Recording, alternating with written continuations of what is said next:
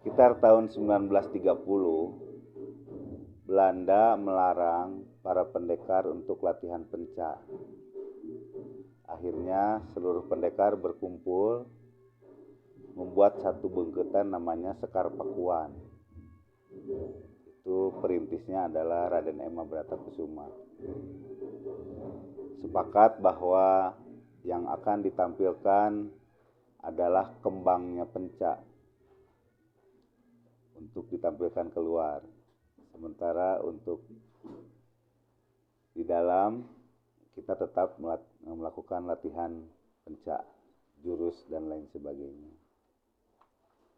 Nah, setelah itu alhamdulillah Indonesia akhirnya merdeka tahun 45, dan tahun 57 Kodam Teritorial 6 Siliwangi itu mengumpulkan para pendekar untuk memberantas pemberontakan, maka didirikanlah PPSI oleh R. Kosasih dari Teritorial 6 Siliwangi. Jadi sebetulnya kaitan PPSI dengan Kodam itu kaitannya cukup kental karena PPSI dilahirkan oleh Kodam.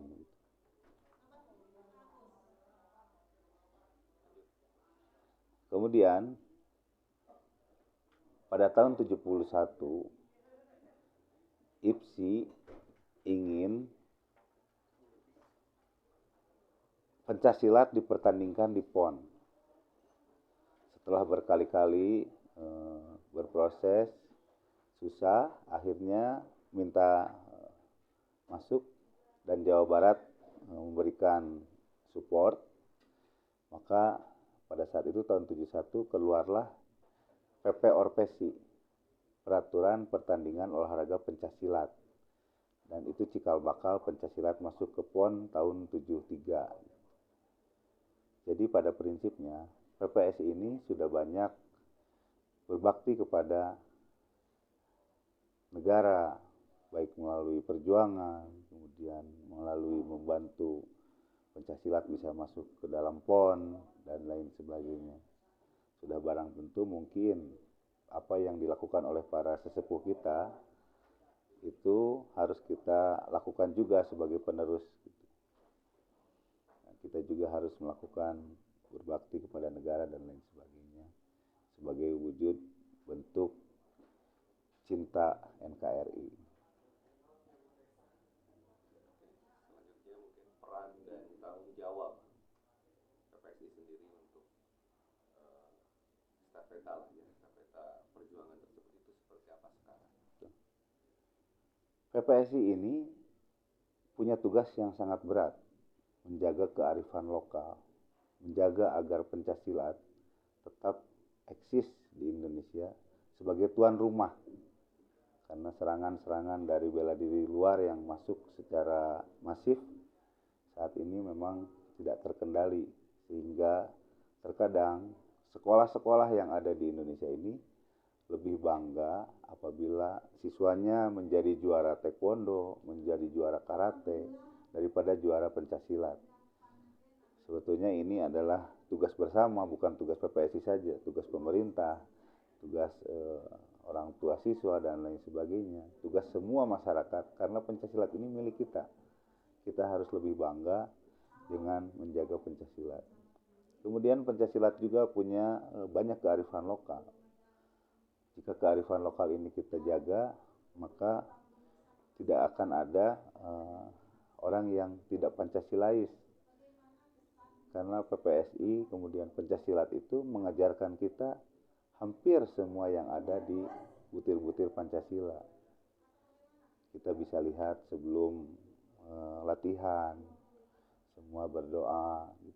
Kita bisa lihat bagaimana keadilan ditegakkan dalam pertandingan, dalam pasang giri. Kemudian bagaimana kita bersatu seluruh kota kabupaten yang ada di Jawa Barat sekarang sama-sama menjaga melestarikan Pancasilat. Yaitu juga merupakan aplikasi Pancasila yang kita aplikasikan di PPSI. Jadi PPSI ini NKRI pisan. Untuk trilogi sendiri, trilogi PPSI itu kan ada Budi, Bakti, Sakti, ini bisa dijelaskan? Ya, PPSI punya trilogi Budi, Bakti, Sakti. Kenapa Budi dulu bukan Sakti dulu? Karena setiap orang harus menguatkan mental, harus menguatkan iman, harus menguatkan silaturahmi, harus menguatkan rasa dulu. Kalau rasanya sudah kuat, kemudian kita melangkah ke bakti. Kita berbakti melalui apa yang kita bisa berikan kepada negara. Setelah itu pasti sakti. Karena orang yang mentalnya kuat, orang yang rasanya kuat, orang yang mempunyai kearifan lokal yang tertanam di dalam dirinya, pasti itu sakti.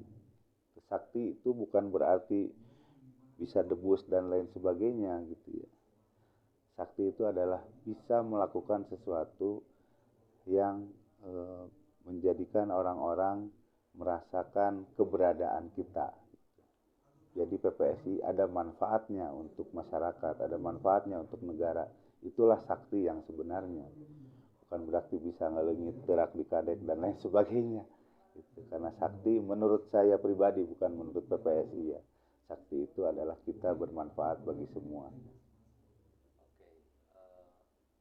Pesan mungkin Pak, pesan untuk setiap perguruan pencaksilat di Jawa Barat yang mereka itu sampai saat ini masih konsen dan komitmen dengan penjagaan pelestarian.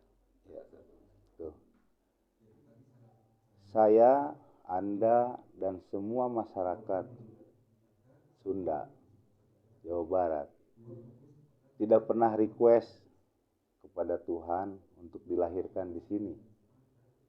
Tapi kita sudah ditempatkan oleh Allah lahir di tanah Sunda untuk apa? Untuk berbakti. Bagaimana caranya kita berbakti? Menjaga warisan budaya leluhur. Dan menjaga warisan leluhur itu minimal ya melalui penca. Penca itu kan sudah jelas bela diri warisan leluhur. Dan sudah pasti itu Indonesia. Sudah pasti itu warisan Sunda gitu. Jadi tolong kepada seluruh paguron kita bangkitkan kembali latihan setelah Isya, mengaji dulu sebelum latihan, berdoa sebelum latihan, menghormati guru, menghormati semua leluhur kita. Jadi biasanya setiap paguron kan punya tetekon sendiri ya, punya aturan sendiri, punya janji sendiri gitu. Jadi setiap peserta latihan itu biasanya punya janji, dan janji itu harus kita laksanakan. Kalau di Cimande kita punya talek dan lain sebagainya, itu adalah kita harus pertahankan. Itu aja.